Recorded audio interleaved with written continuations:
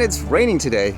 It's a little unfortunate around this area anyways. Further south again, it looks like the sun's actually coming out. Let's see if we can actually fly anywhere, or at least at minimum just scout out some places for next time. And what's going on today? I guess it was kind of interesting reading this one, where apparently it says here MIT built a drone algorithm of sorts to allow it to fly with other drones without colliding with each other. This one says MIT researchers create algorithm to stop drones from colliding mid-air. So from reading this too, they apparently made some kind of system called Matter, and they ran tests in a simulator in the computer where at first you assume, hey, it works perfect, but when they actually implemented this in a real situation, apparently there were things, for example, such as, I guess, a delay in the information that's sent and all that, and as a result it will crash. So apparently they fixed it. It says Matter worked great in simulations, but it hadn't been tested in hardware, so we built a bunch of drones and started flying them. The drones need to talk to each other to share trajectories, but once you start flying, you realize pretty quickly that there are always communication delays that introduces some failures. So what was the solution? It says to get around any delays in sharing trajectories, every drone has a delay check period where it spends a fixed amount of time repeatedly checking for communications from other agents to see if its new trajectory is safe. If it finds a possible collision, it abandons the new trajectory and keeps going on its current one. The length of this delay check period depends on the distance between agents and other environmental factors that could hamper communications. It makes me think too, wouldn't this, I guess, solution be a lot like what they're trying to do with things like autonomous cars? How it manages driving in the road, detecting possible collisions and all that? I would imagine it'd be kind of the same thing, correct? And according to this, I guess when they ran the test, they had a 100% success rate. And it says when tested with 6 drones and 2 aerial obstacles in a flight environment, robust Matter was able to avoid all collisions, while the old algorithm would have caused 7 collisions. Moving forward, the research team hopes to put robust Matter to the test outdoors, where obstacles can affect communications. They also hope to outfit drones with visual sensors so they can detect other agents or obstacles, predict their movements, and include that information in trajectory optimizations. Kind of reminds me with things like autonomous cars. One funny note was how a lot of them, they rely on things, I guess, such as maps to determine this is what the road looks like, and then uses visual references and all that. But as soon as something happens with, say, the weather, like it starts snowing and it covers lines on the ground and all that, then the algorithm hasn't been designed to, I guess, determine, hey, there's snow here, it's blocking this and so forth. So a human's still better in that sense. But either way, I guess there's progress with this stuff. And I thought this was kind of interesting. You read a lot of news about war-related drones. You think of things, for example, like Reaper drones and all that, but how about using cardboard drones and at the same time using, I guess, open source material to actually run it, which makes me wonder. This one says cardboard drones running open source flight software take off in Ukraine and beyond. An Australian engineering company has created a cardboard drone that runs on open source software, standard hardware, and can be assembled and flown with no prior experience. The Corvo Precision Payload Delivery System costs less than $3,500 a piece, a price made possible by the craft's use of FOSS and commercial off-the-shelf hardware. Michael Partridge, SYPAQ's General Manager for Innovation and Strategic Programs, told the Register that Corvo uses ArduPilot, autopilot software, unspecified hardware that SYPAQ customizes, and wax cardboard. The drone takes around an hour to assemble, we're told, and its lithium-ion batteries give it a range of up to 100 kilometers with a 3-kilogram payload. Are there any model aircraft builders here who's actually used, I guess, this open source software and all that and built something similar?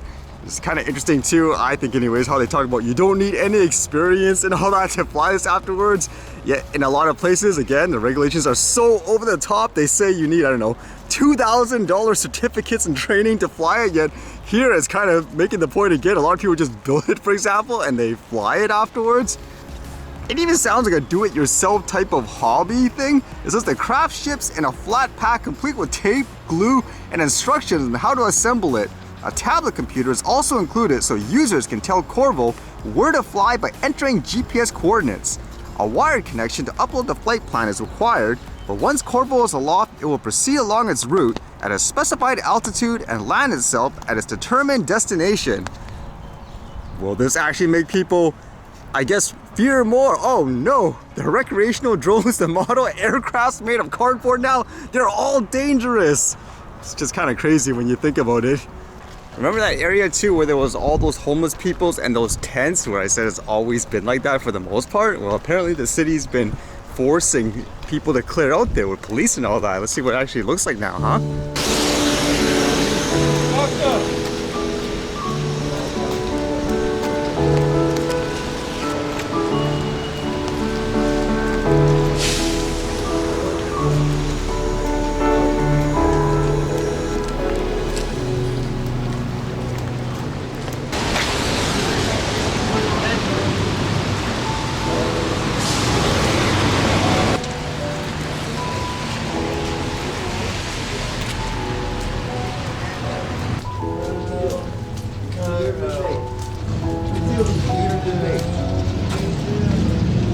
Seriously, I'm being serious now.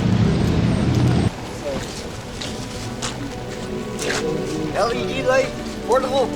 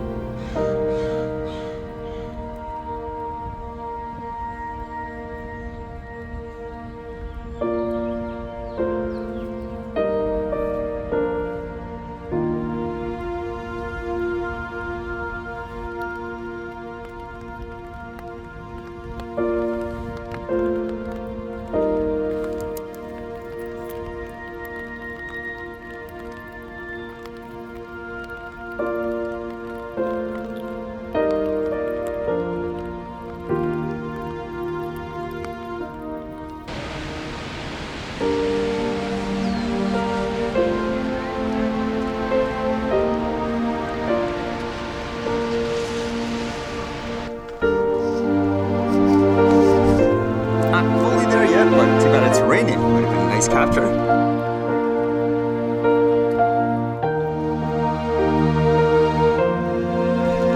One interesting thing in doing the drone capture test, it draws in so much light that at times the cherry blossoms, they look way too bright compared to everything else, but at least it looks really sharp. It looks nice actually in many cases. What's the test for today, huh? For the archive.